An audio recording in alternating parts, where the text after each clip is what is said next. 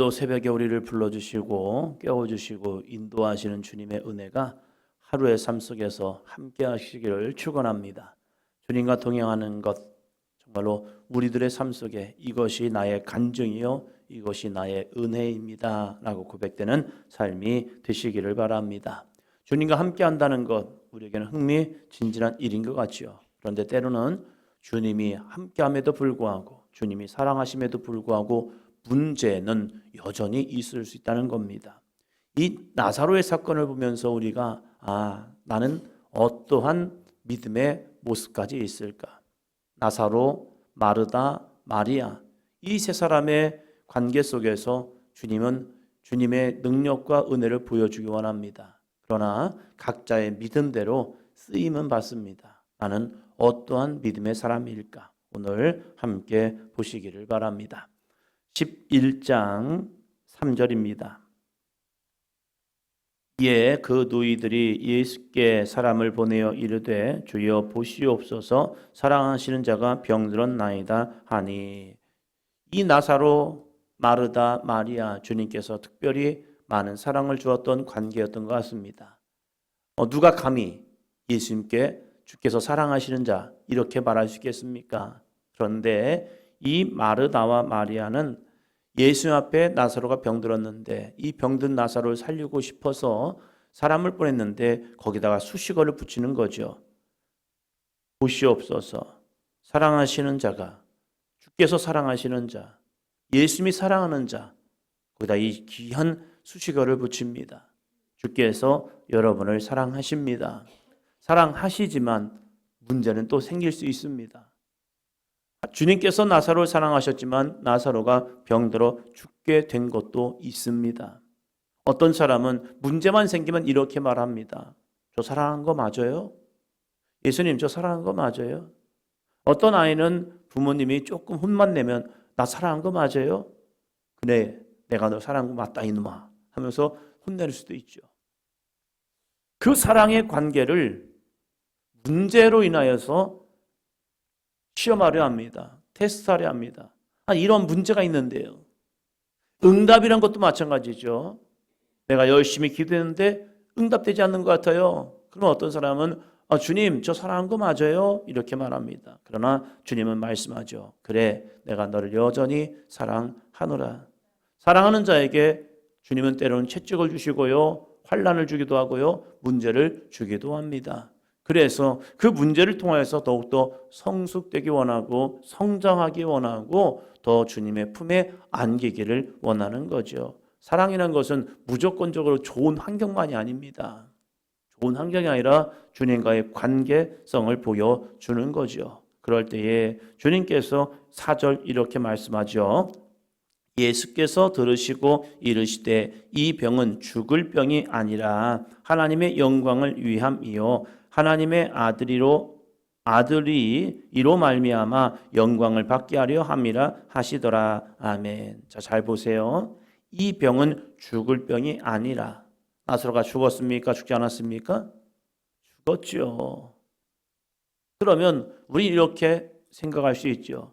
여기까지만 보면 나사로가 죽은 사건까지만 보면 나사로가 다시 살아난 사건을 내가 몰랐다면 예수님께서 이 병은 죽을 병이 아니라 이렇게 말할 때에 나사로가 죽었다는데요 하면 우리는 예수님이 틀리셨네 라고 생각할 수 있습니다.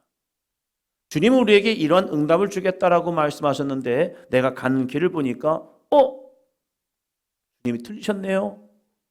이런 경우가 있죠. 왜? 내 눈에 현실이라는 게 보이니까요. 나사로가 죽어서 무덤에 묻혔습니다. 여기까지 내가 알고 있다면 내가 지금까지 주님의 역사가 거기까지 현재 진행하고 있다면 우리는 그 진행되는 모습 그 다음에 있는 사건을 내가 가령 아직 이루어지지 않았다면 우리의 삶에 주님이 틀리셨네요 라고 말할 수 있겠죠. 아브라함 사건 한번 되돌아 볼까요? 하나님께서 아브라함을 부르시면서 자녀의 복과 땅의 복을 주셨습니다. 그런데 이 아브라함이 75세에서 자신의 고향을 떠나서 가나안 땅에 왔습니다. 10년이 지났습니다. 그런데 하나님이 아직 자녀가 하나도 없는 거예요. 10년이라는 시간이 지났음에도 불구하고. 그러면 이렇게 생각할 수 있죠. 하나님이 틀리셨나? 하나님이 아직 응답이 없잖아요. 그러면 하나님의 응답이 잘못된 건가? 그래서 아브라함과 사라는 뭘 선택합니까? 그의 몸종 하갈을 선택하죠. 왜? 하나님이 틀렸다고 생각하니까. 그러나 우리는 그걸 다 알고 있죠. 하나님이 틀리셨습니까? 아니죠. 하나님은 옳으셨습니다. 주님은 이 병든 나사로가 죽을 병이 아니다. 이러한 말씀이 우리들에게 주어짐에도 불구하고 우리는 현실 속에서 주님 아니잖아요. 죽었잖아요. 이러할 때가 많이 있다는 거죠. 그래서 우리는 무엇이 필요합니까? 하나님의 약속을 믿고 끝까지 인내하는 믿음이죠.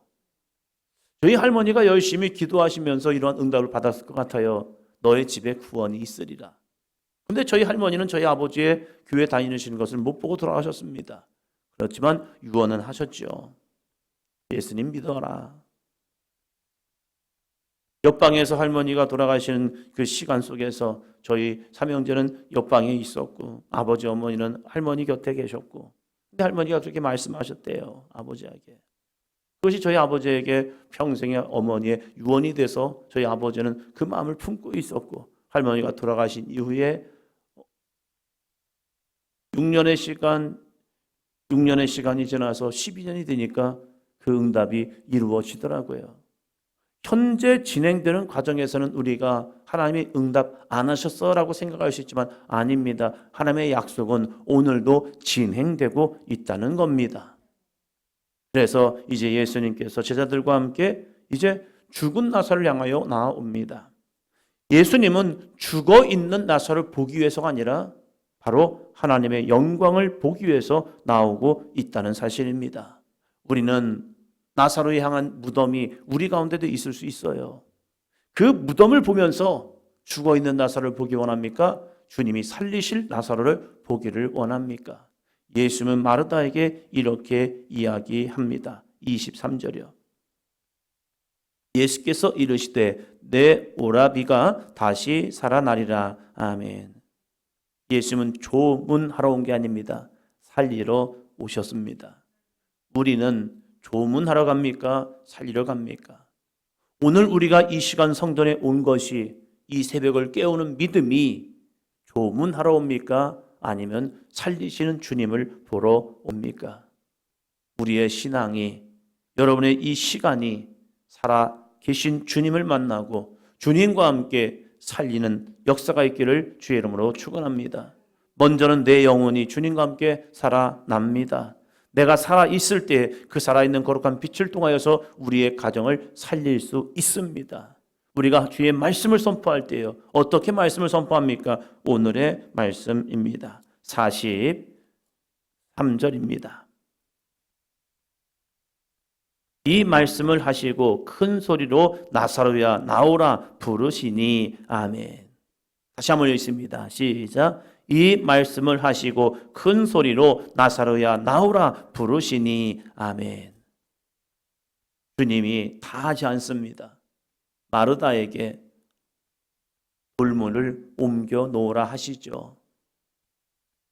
돌문을 옮겨 놓는 거 이거 쉬운 일 아닙니다. 왜? 썩은 냄새가 나기 때문에요. 시신의 냄새가 나기 때문에요. 내 안에 우리에게도 수많은 돌문이 있을 수 있습니다. 과거의 상처도 될 수 있고 현재 문제가 될 수 있고 금전적인 문제가 될 수 있고 건강의 문제가 될 수 있고 내 안에 나도 모르게 닫아놓은 이제는 끝났어요 주님 하는 돌문들이요. 주님이 나에게 말씀하셨음에도 불구하고 그 말씀이 내 안에도 있어요. 그럼에도 불구하고 우리는 시간이 지났으니까 이제는 안 될 것 같으니까 닫아놓은 돌문들이 있을 수 있다는 거예요. 그런데 예수님은 그 돌문을 너희들이 옮겨라. 예수님이 저 돌문 옮기시오라고 말한 것이 아니라 그 주체들, 그 주인 나사로의 가장 가까운 마르다, 마리아 이들 향해서 돌문을 옮겨 놓으라라고 말합니다. 우리는 스스로 이 돌문을 옮겨 놓아야 합니다. 돌문 옮기는 게 무엇입니까?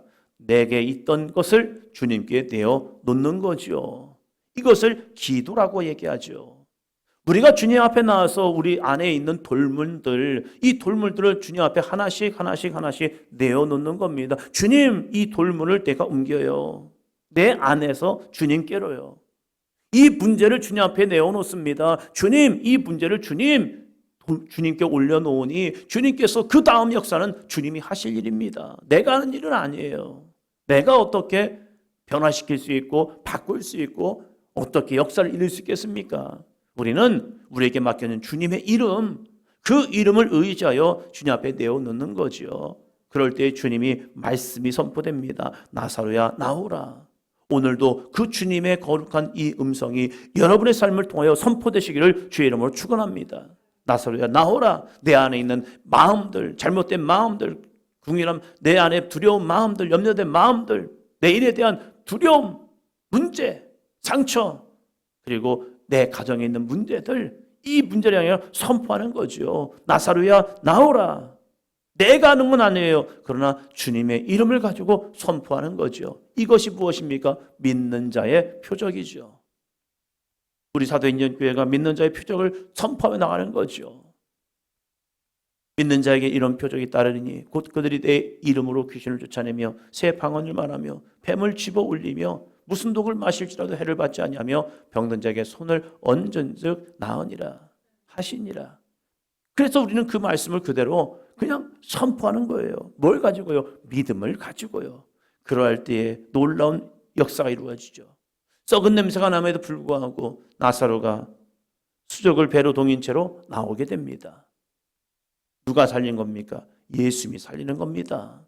우리는 살릴 수 있는 능력이 없어요. 그러나 우리는 선포할 수 있는 믿음은 있습니다.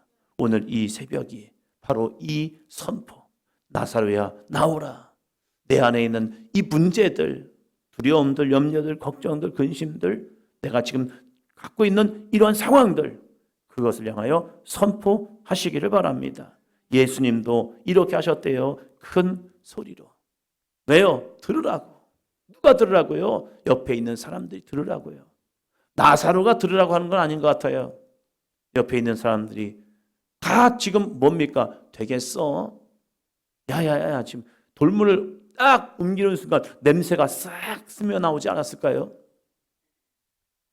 그 냄새를 맡고 있는 그들. 그래서 사람들은 아유 지금 뭐 하는 거야? 옆에서 그 들었던 모든 사람들, 그 사람들은 도대체 이거 뭐 하는 거야 지금? 그런데 그 사람들의 이 절망, 불신, 염려, 그리고 걱정들, 이것들 향하여 외쳤다고 생각합니다. 먼저 들어야 할 것은 나 자신이더라고요.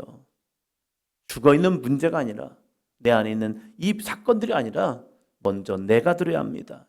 내가 주의 음성을 들을 때 내 영혼이 먼저 살아나고 내 영혼이 살아나면 그 빛으로 우리는 우리의 삶을, 우리의 환경을 살리는 거룩한 능력이 될 줄로 믿습니다. 오늘 이 새벽이 나사로야 나오라. 이 주님의 음성이 저와 여러분의 심령 속에 들려지기를 축원합니다. 기도합니다.